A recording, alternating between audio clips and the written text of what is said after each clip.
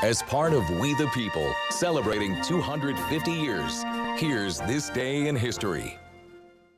As we count down to America's 250th birthday next summer, we're sharing our We the People series. The people, places, and things of the past that have shaped our country to what it is today. Charlie Shortino has today's edition of This Day in History. On this day, December 20th, 2012, the Madison area had one of its snowiest days in history. A whopping 13.3 inches of snow fell on Madison on the 20th alone.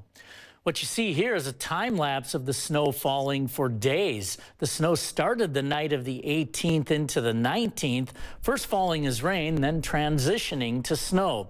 Over the 2 days, the snow fell in Madison and officially picked up over 16 inches.